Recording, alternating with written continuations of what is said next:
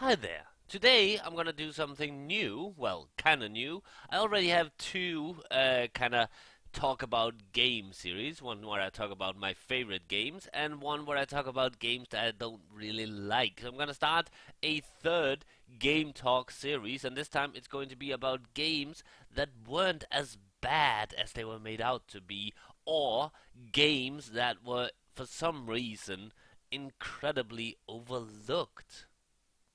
So yeah, and of course, this is just my opinion. You might disagree with me, and even if you don't think a game, and you might even think that a game wasn't really that overlooked, and I might be wrong. Who knows? But this is just the way I feel, the way my opinion and stuff like that. But feel free to leave some comments below if you agree, disagree. But remember, as always, leave out all the hatred. If you want to hate, go somewhere else. I ain't having it. So yeah, let's get started. Let's get into first person view, and the world has gone. Oh, there it is. Um, I'm just gonna walk around over here today because I've just to do something a little different. Hey, sheep. But the first game I'm gonna talk about is the obvious choice.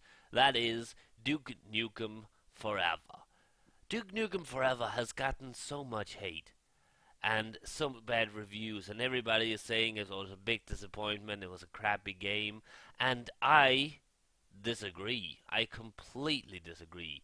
I loved Duke Nukem Forever, and I'm gonna talk about what I loved about it. I'm gonna kind of look at the reasons why people didn't like it, and kind of analyze what is happening. Let's start with the thing that really annoys me the most: the comparison. Everybody constantly compares it to Duke Nukem 3D. Okay, Duke Nukem 3D is my favorite game of all time. So of course, no, for me it doesn't live up to Duke Nukem 3D. But and I agree that I can see it from other people's perspective too, that it doesn't live up to Duke Nukem 3D. But in my opinion, it I why should it? It's two different kinds of games, but people keep comparing it to Duke Nukem 3D, and which is kind of strange in a way because there's actually been three major Duke Nukem titles out since Duke Nukem 3D, which means three titles between Duke Nukem 3D and Duke Nukem Forever, but it's always Duke Nukem 3D that it's compared to. I guess one of the reasons for that is because the three titles that were out in the meantime between the two games were not actually first-person shooters. We have Duke Nukem Time to Kill, Duke Nukem Land of the Babes, and Duke Nukem The Manhattan Project. Two PlayStation exclusive third-person shooters and a 3D platformer. Well, kind of 2D, 3D type platformer. The only of these games I've actually tried was Duke Nukem Time to Kill, and I thought that game was crap.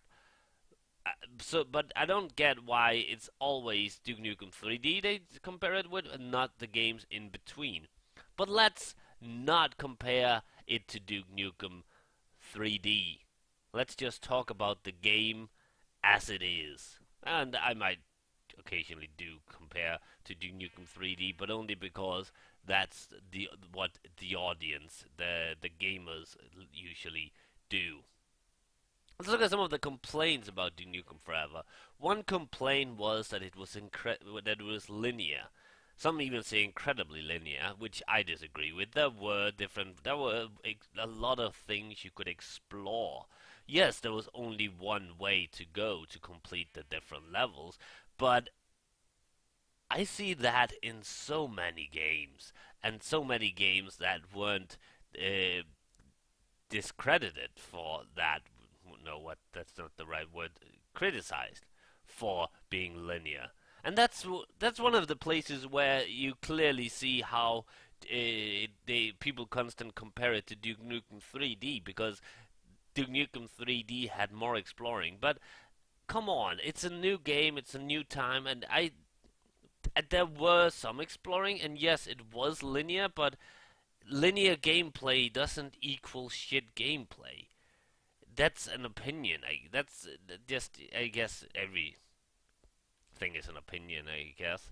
But I don't think that a game should be get bad reviews, bad criticism for being linear, because so many games these days are linear. Uh, the Last of Us was considered to be one of the best games ever by many. But come on, that game was linear. You go from point A to point B. There are some bigger areas you can go through, but that's pretty much the same as Duke Nukem 3D. So don't talk about gameplay being linear. Um, Another way it was criticized for was that you could only hold two weapons, and yes, I kind of agree with that one. But then again, I actually found it challenging to only be able to hold two weapons. You constantly had to consider which weapon would be the best to have at the current moment, and I actually enjoyed that. Later on, there was a patch which you enabled you to hold four weapons, which was also cool. But to be fair, I kind of liked only having two weapons. I found that to be, like I said, challenging. And to also, the weapons in Duke Nukem Forever was kind of big. And even though Duke Nukem is kind of strong, it do feel kind of weird that he can carry around a big arsenal of weaponry. I want to see that in more games, that you can't really carry that much around, and maybe you need a backpack to carry more. That would be a lot better than what you see in most games these days, where you can just carry around a rocket launcher, a shotgun, a flamethrower, a pistol, and I don't know how many health items, and 25 grenades or something like that. It's kind of ridiculous. So I found it actually to be kind of interesting, the game mechanic that you can only carry two weapons, and there wasn't any. I mean, if you needed a weapon for a certain uh, job, the weapon will always be there. And in the bigger fighting areas, there were places you could go to swap weapons if you decided to kind of want to have another weapon instead of the one you were using. So it wasn't really that big of a deal. Another criticism I heard was that the game felt dated, and oh, I hate that expression, dated. I really don't know what to say about it. I just hate the fact it, that it's even an expression, especially these days, because you hear that things from last year seems is dated, and oh, those graphics are so last year, and oh, that game mechanic is so last year, and I just feel like there shouldn't be any graphical style or game mechanic style that should be dated or not dated. There are some things that I haven't seen since the late 90s that I felt like would be more in should be more of in games these days, but I guess that would be dated. What if it's a great game mechanic? Every game doesn't have to be the same, but that's what I feel like people are wanting when they say, "Oh, this the shooting mechanics in this game is dated." That's actually another game that I'm going to talk about. They said that about, but I feel like you need to let understand that there are different ways for different game mechanics. So in reality, it's not dated. It's just different.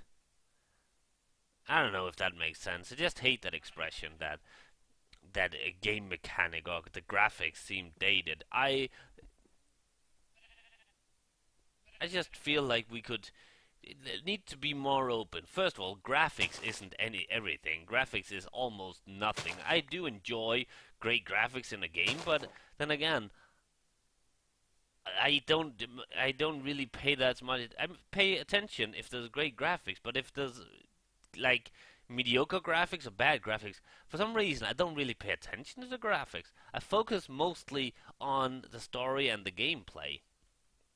And about dated gameplay mechanics, I don't think I don't know how you can say that there is such a thing, because it there's a lot of game mechanics that I prefer, like I said, that haven't been used since the late 90s, rather than some of the game mechanics these days. I mean, do we really want all this quick time events and button mashing and whatnot, constant cutscenes? I mean, that's a lot of that's the big thing these days. But open, I don't know what I'm trying to say, but I just feel like the expression dated is stupid. Just because that means that, oh, this is something they used to do in the old days in games, and so now it doesn't work anymore. Look at movies. I just saw Sunset Boulevard yesterday. That movie is from the 1950, and it's still 10 times better than most things that come out these days. So is that movie dated? No, it's not. It's the acting was better, the story was better, the camera works was better. Stop saying, stop thinking that something is bad because it's older. If a shooting mechanic seems off, seems old. No, what I'm trying to say. I don't know what I'm trying to say, but I just feel like these days, shooting mechanics, for instance, is so much. Oh, you can turn on and off aim bots and lock-ons and stuff like that. Is that really the shooting mechanics we have these days? And people are criticizing old school shooting mechanics.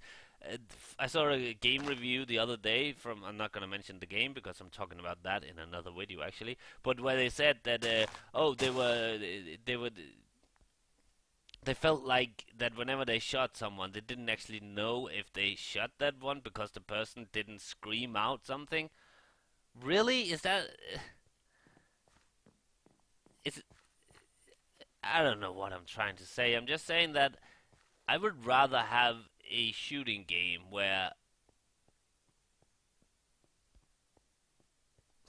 yeah, I don't know what I'm trying to say. What I'm trying to say is that stop saying that things are dated or that because just because something is was that a shooting that a mechanic in a game seems like something from 98 or from 2002, that doesn't necessarily mean that it's bad. Because, to be honest, in 98 and 2002, they released more good games than they do these days. That's all I'm trying to say. But yeah, so and that is another thing they said was dated was the humor, and I don't know get it. How can humor be dated? The humor in Duke Nukem Forever was amazing. A lot of movie quotes, a lot of pop culture references. It referenced Halo, it referenced Dead Space, Donkey Kong. Are you saying those things are dated? Is it because it had sexual jokes? That's not dated jokes. That's just people who are just, I don't know, prude. Is that the right word? I don't know. The humor in Duke Nukem 3 Forever and 3D was both games amazing. I was glad that they did a lot of the humor in Duke Nukem Forever. And if you don't like that kind of humor, well, that's not because it's dated. As a lot of reviewers use that word for some reason. It's just because you don't get that kind of humor, or it's because you don't find that humor funny. But then again, if you're the type of person that likes a good comedy with what's his name, Vince Vaughn or Ben Stiller or the Owen brothers, then yeah, the Owen brothers, the Wilson brothers, Owen Wilson and stuff like that. Is that your kind of humor?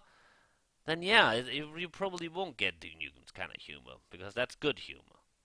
There's not dated humor, but there is bad humor and good humor. Okay, sorry, that is just an opinion. But if you look at comedy movies these days, if that is the kind of humor that people want, then yes, they wouldn't like the whole humor that's in Duke Nukem 3D. They wouldn't like the humor that's in Monkey Island either, because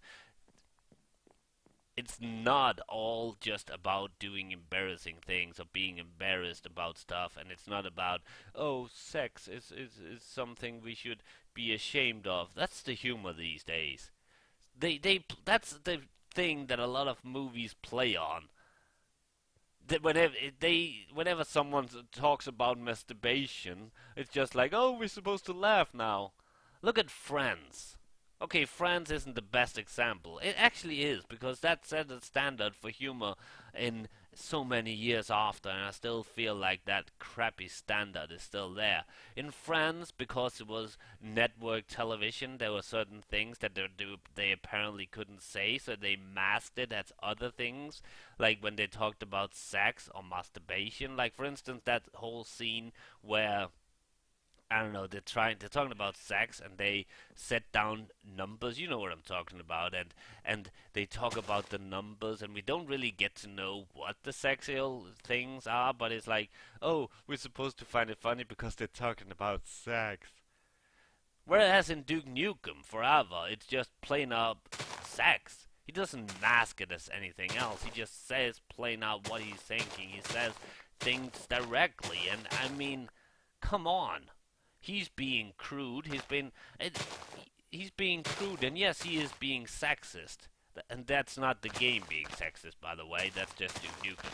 He is a Neanderthal with big guns and sunglasses, and if you don't get that, then yeah, a lot of the humor will be lost upon you.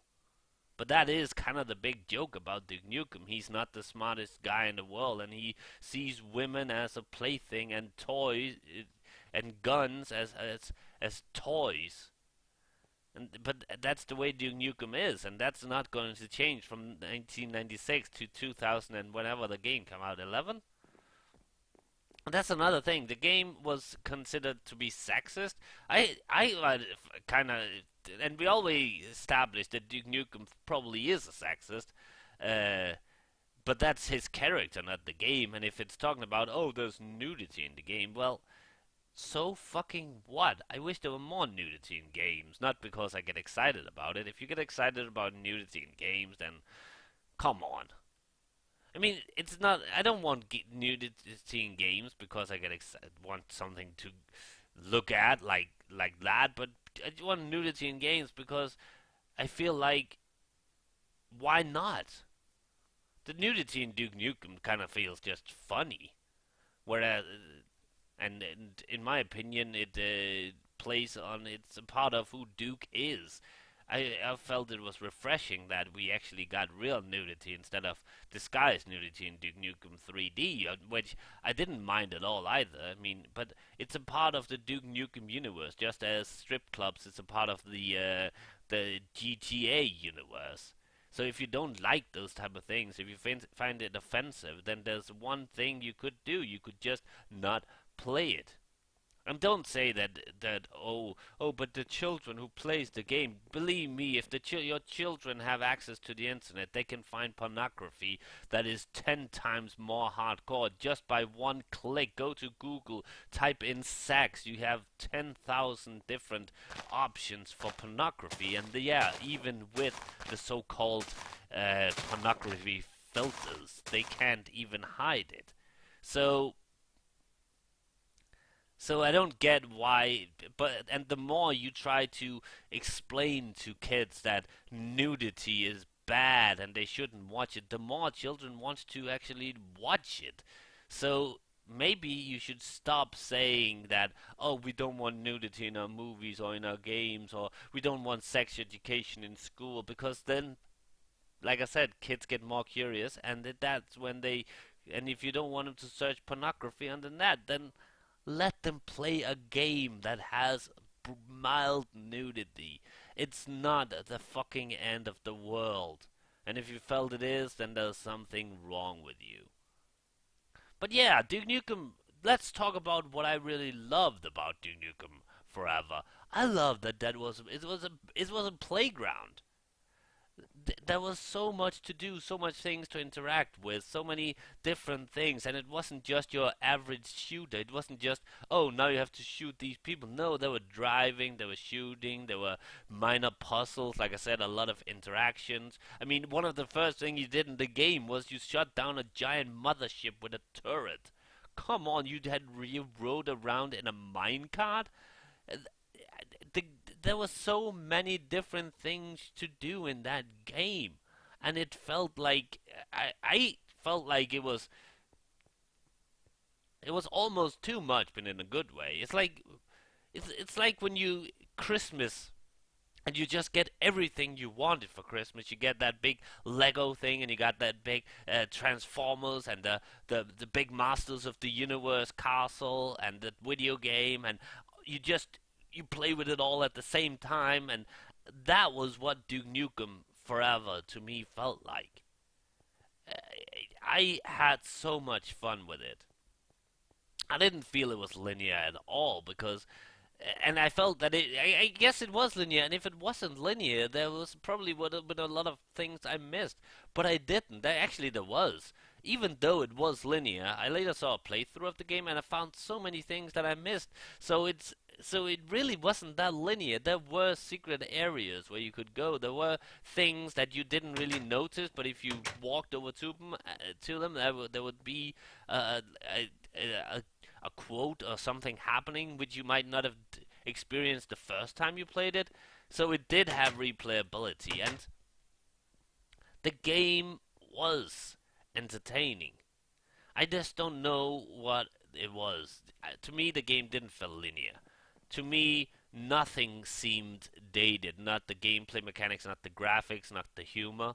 To me, it didn't really matter that there weren't that many. You couldn't hold that many weapons.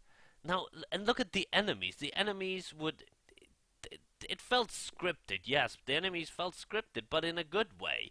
I liked that they were running around doing things. That scene, I really laughed every time of that scene where I think it's 3 or 4 pigs that come through a gate. Then one of them shuts the door before the last one gets through, and he gets smashed. That's funny. And all the different people you meet, and you can listen to their conversations, and the over the top humor, the over the top action. That was like it was like playing a 90s action movie with all the different things happening, riding around in a monster truck, and I just don't understand why people didn't like it. And oh yeah, the last thing. Of course, it wasn't what you expected. And but if you were actually expecting something from a game 15 years in development, then come on, that's stupid. Stop expecting things from games. That's why I stopped watching reviews. I just look at pictures and read a little about the game mechanics, about the game story. Nothing spoiling, nothing that was had anything to do with opinions. And then I play them, and I enjoy Duke Nukem Forever. Yes, I would have liked to try out the 1998 Duke Nukem Forever because it looked cool, but who knows? That might have been a disappointment too. Duke Nukem Forever was amazing, and you might disagree with me, and that's okay. I loved it. I really did. I'm actually thinking about playing it again right now, but I'm not going to because I have like 5 or 6, 7, 8. I think I'm playing 8 different games right now, which is a little bit too much.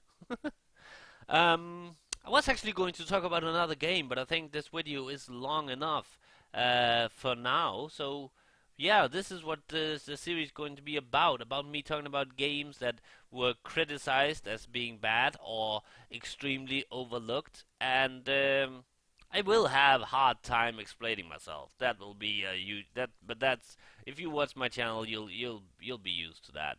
The funny thing is that when the camera isn't rolling, I can do it perfectly. The camera, the microphone. When I'm not recording, that's what I meant. I'm so much better at talking. You should start writing shit down. But then again, I hate scripting things. Today's videos is actually Duke Nukem. Pure coincidence, actually.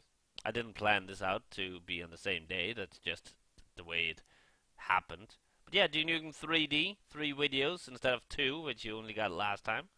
And I will have something to show off soon, hopefully, in the world of Minecraft. And if you haven't played Duke Nukem Forever, and you feel like not playing it because you've heard everybody talk shit about it, let me say it like this. It really weren't that bad. I mean, I loved it, but I could understand why some people might not. But like I said, it's not as bad as everybody makes it out to be. I feel like a lot of people constantly just listen to what the critics say and then they try to make up their own opinion, but they still have all the bad things they talked about the game in the back of their head, and they don't want to be that kid that likes Duke Nukem Forever and everybody else hates it, so they kind of just goes with the flow. Try it again if you already played it, because it is fun.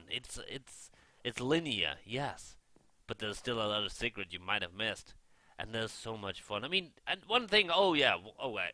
Sorry, I was actually ending the video, but one thing I completely forgot to talk about: the shrunken parts, the shrunken levels, where you actually can jump and shoot, which you couldn't in the original Duke Nukem.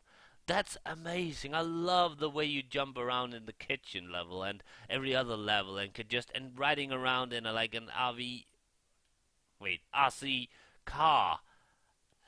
That's hilarious. I really love the things they did with Shrunken Duke. I wish there were more of that. I really do, because that's so much fun.